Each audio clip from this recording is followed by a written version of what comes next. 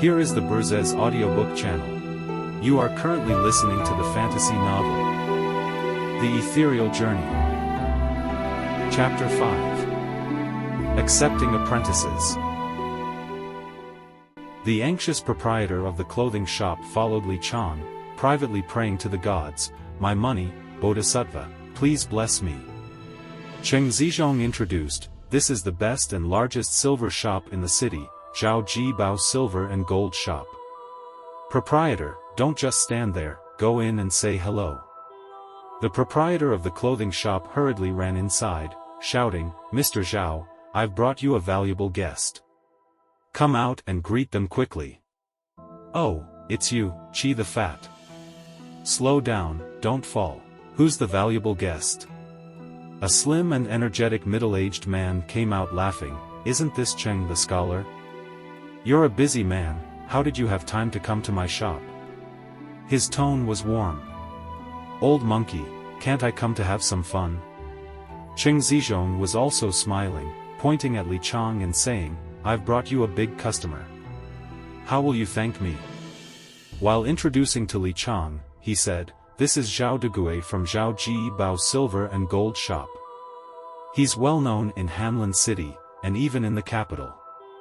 Everyone knows him." He continued, "This is Li Qiang, Mr. Li. He's new to Hanlin.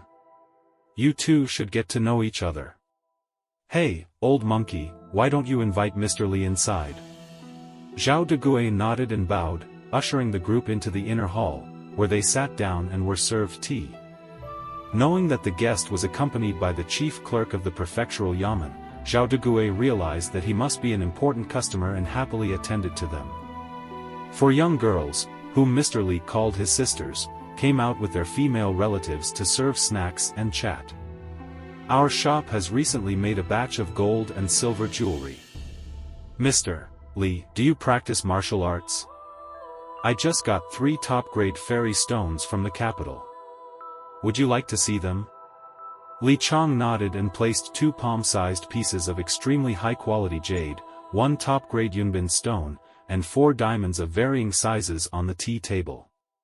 He asked, "Mr. Zhao, take a look. Are these valuable?" Cheng Zizhong saw them first and gasped in surprise, extreme-grade fairy stones, jade, and gemstones. "Oh! Old monkey, look quickly."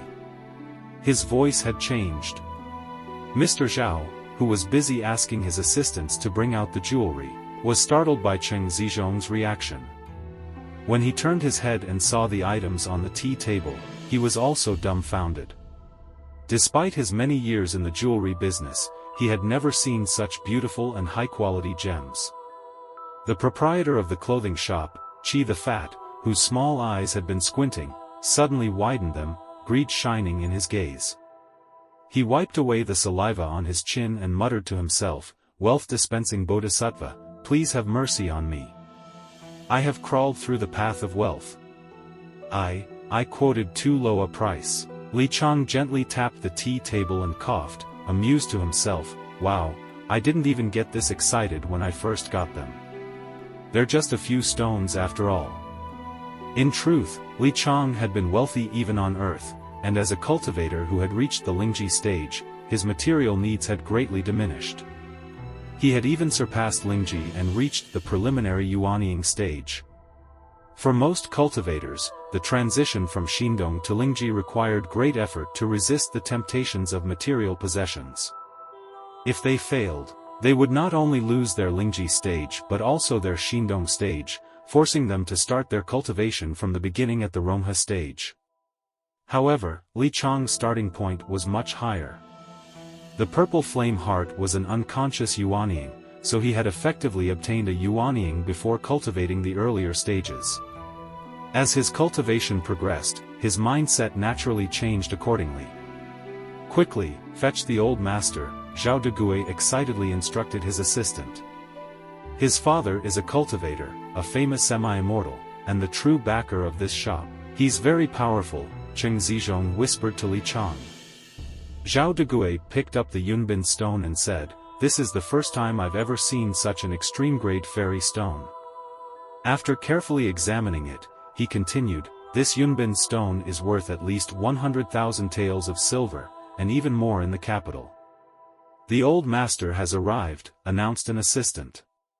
A tall old man walked into the room, his snow-white hair tied neatly on top of his head, and his two long eyebrows resembling unsheathed swords slanting towards his temples. His broad mouth was framed by steel needle-like whiskers, neatly groomed. The old man gave off an impression of great boldness and straightforwardness, which immediately earned Li Qiang's favor. As soon as the old man entered the room, his gaze fell upon Li Qiang and did not waver, seemingly unaware of Cheng Zizhong's greetings. Xiao Degui panicked. He had never seen such an expression on his father's face before, as if he were crying and laughing at the same time, extremely strange. Dad, what's wrong with you?" Xiao Degui exclaimed. Old man Xiao waved his hand to silence Xiao Degui and asked, "Have you already Rongha?" It doesn't seem like it." "You." He actually used honorifics, his tone filled with awe and trepidation. Li Qiang was taken aback for a moment but then suddenly understood. Cheng Zizhong had mentioned earlier that he was a cultivator. With a smile, he said two words, Yuaning. Everyone in the room was dumbfounded, not understanding what the two of them were talking about.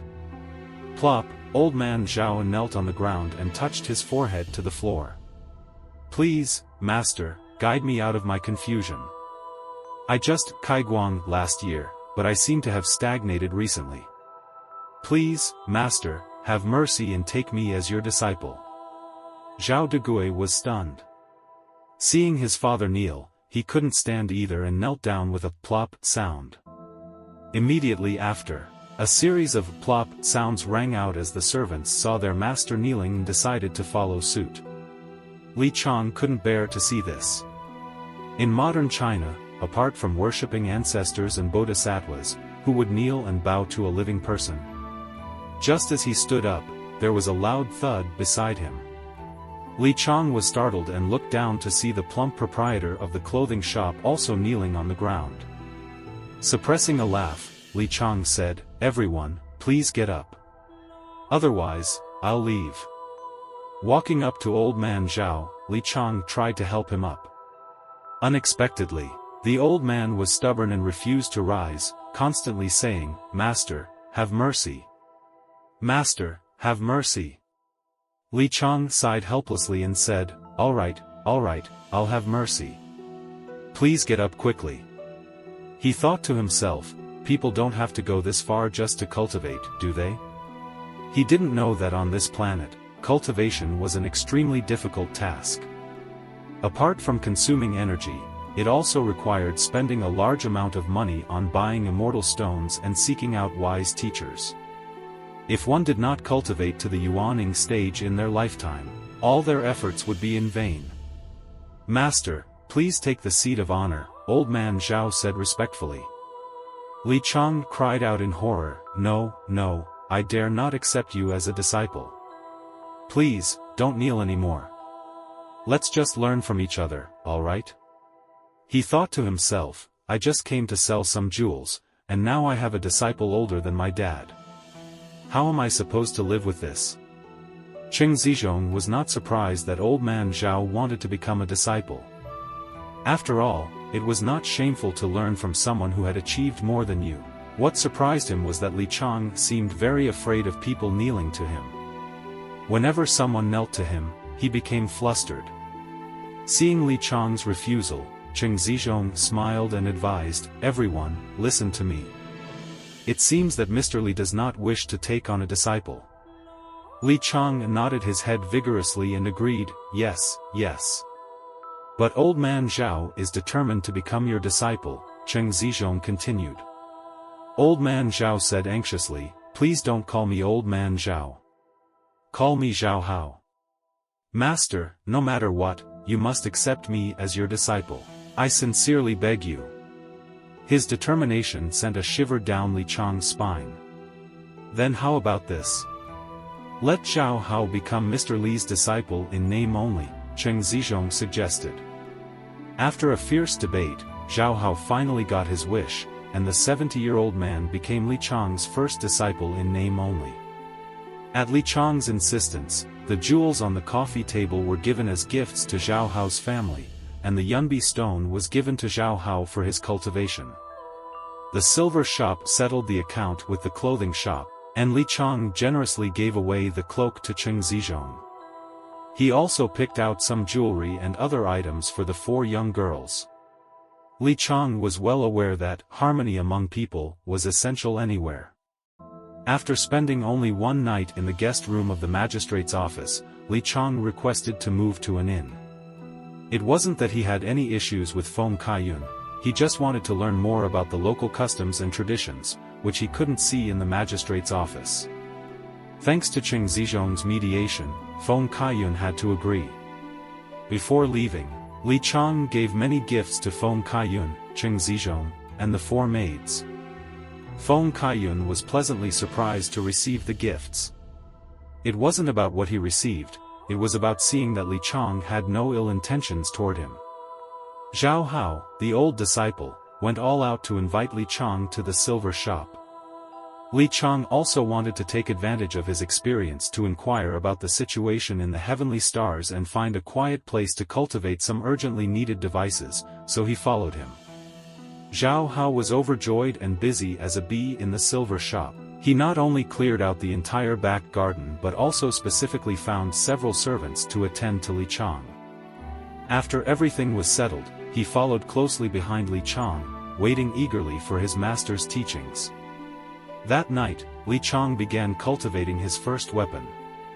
After gathering the necessary materials and tools and returning to his residence, his old disciple Zhao Hao refused to leave and insisted on staying in the room. He chased away the servants, closed the door, and stood by reverently, watching Li Qiang with his eyes fixed on him. Li Qiang was both amused and exasperated but didn't have the heart to chase him away. He first set up a defensive formation in the room and activated it with his true yuan power. After checking that everything was in order, he explained to Zhao Hao how to enter and exit the formation, instructing him to stand in the Qian position of the formation. This was because once the training began, the temperature inside the defensive formation would be too intense for Zhao Hao to withstand, and only by standing in the yin corner of the Qian position would he be unaffected. After all the preparations were complete, he began his first training session. Li Qiang intended to craft a protective arm guard, a hand crossbow, and a spear. These 3 items were all present in the bracelet left to him by Fu Shan, but they were only partially completed prototypes, lacking the necessary finishing touches. Li Qiang decided to complete these 3 items first and gain some experience, as this was his first time crafting artifacts. He took off his clothes, leaving only a small underpants. He took out the protective arm guard, which was a diamond-shaped shield about 30 centimeters in size, silver white, and devoid of any patterns. He glanced at Zhao Hao and reminded him, "Don't disturb me while I'm crafting. Just watch." Zhao Hao's cultivation level had not yet reached this stage, and he did not know how to craft artifacts, so he could not help but feel nervous. Li Qiang's mantle of the starry sky emerged from his body, and Zhao Hao immediately understood why he had taken off his clothes. The small underpants instantly turned to ash, and the purple glow illuminated the entire room. The small silver shield hovered in the air, and 2 beams of purple flame shot out from Li Qiang's hands, constantly burning it. Zhao Hao was stunned. This was the threefold true fire, also known as the heart fire. Only those who had cultivated a yuan-ing, or spiritual embryo, possessed such powerful true yuan. He thought to himself, so my master has already cultivated a yuan-ing and is now a deity among men. Zhao Hao was actually quite ignorant. Practitioners in the cultivation world never considered themselves deities, and those who had reached the yuan-ing stage were numerous. Practitioners who had reached this level generally avoided the mundane world and secluded themselves for further training. Moreover, the heavenly star was not a planet where practitioners gathered. The planet where Fu Shan resided, Fengyuan Star, was one such planet dominated by practitioners, and Li Qiang's presence here could only be considered a coincidence. Li Qiang's spirit was completely merged with the small silver shield. He discovered that there was a small protective formation inside the shield, but it contained no energy. Since the manufacturing method was recorded in the Jade Pupil Scroll, it was not difficult for him. After careful adjustment, Li Qiang began to input energy. Because Li Qiang's foundation was the purple flame heart, which belonged to the fire element, it was extremely helpful for crafting artifacts. There were two methods of crafting artifacts: manufacturing and heart forging. The difference between the two was vast. Manufacturing involved using tools as cauldrons, fairy stones as the base fire, and controlling the crafting with true yuan. Heart forging, on the other hand, used the heavens and earth as the cauldron, the threefold true fire, and true yuan to control the crafting. It was the supreme method for crafting exquisite artifacts. Energy gradually filled the silver shield. Li Qiang used the severing mantra to cut off the true yuan, the sealing mantra to enclose the formation, and the rotating mantra to make the formation flow slowly within the shield.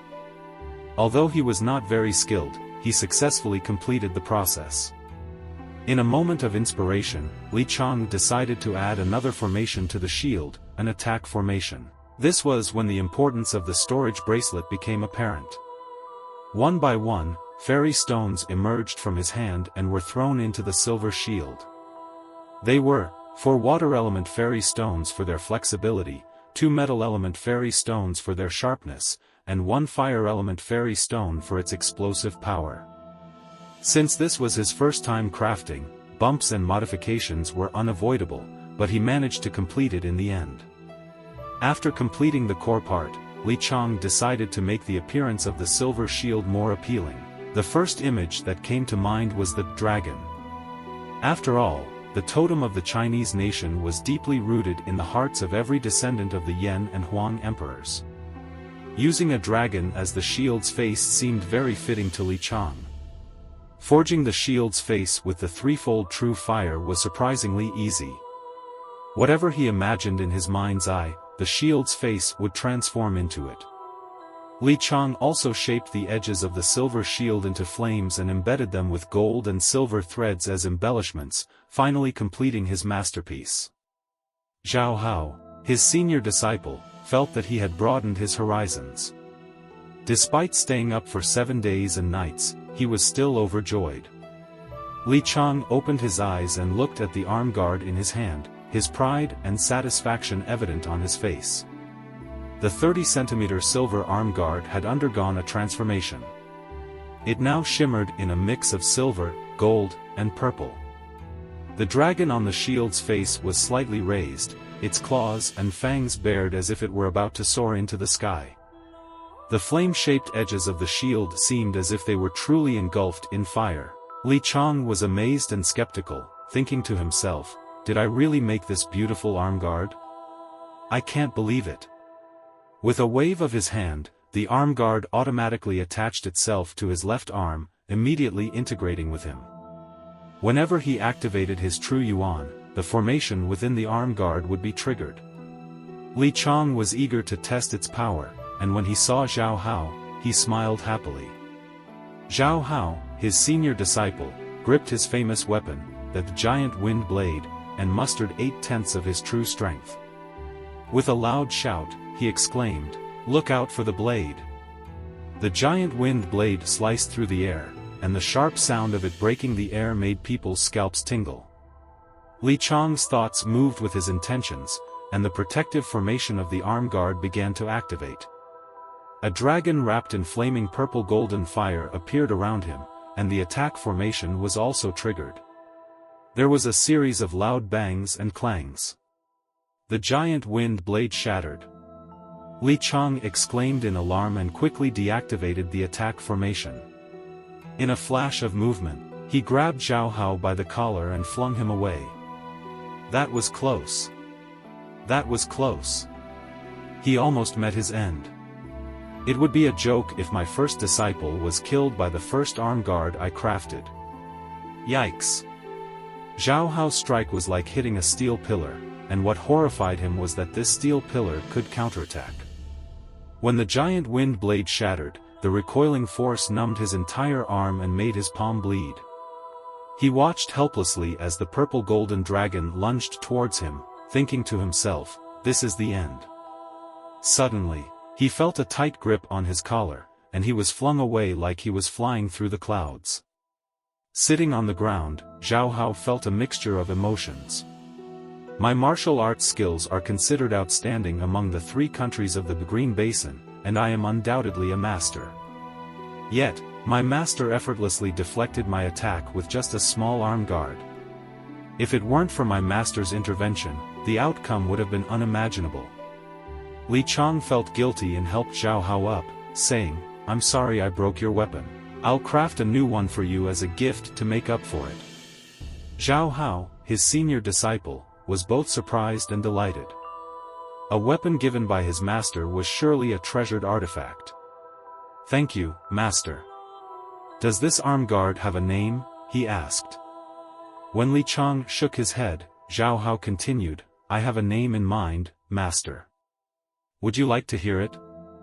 Li Qiang was curious and said, tell me. How about Flame Dragon Shield? Zhao Hao suggested. Li Qiang exclaimed in approval, excellent. I like it. From now on, it shall be called the Flame Dragon Shield, ha ha ha. The 5th chapter ends. Thank you for listening. This is Burz's audiobook channel. Please follow me to get updates in the first time.